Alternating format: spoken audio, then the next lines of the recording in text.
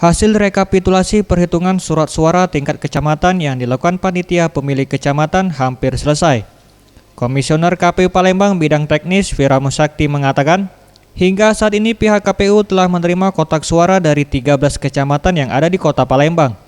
Sementara sisanya 5 kecamatan lagi akan mengirimkan kotak suara secara bertahap hingga pukul 12 malam nanti.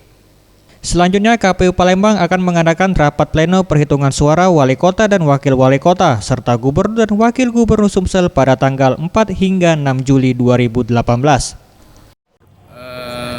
Sejauh pemantauan kami sampai malam tadi, itu sudah hampir 13 PPK sudah mengirimkan. Insya Allah hari ini 18 kecamatan, tinggal lagi 5 akan selesai. Untuk PPK yang sudah menyerahkan data diantaranya Kecamatan Alang-Alang Lebar, Ilir Timur 1, Ilir Timur 3, Kalidoni, Kemuning, Pelaju, Sako, Seberang Ulu 2, Gandus, Seberang Ulu 1, dan Ilir Timur 2. Tim Liputan Sriwijaya TV.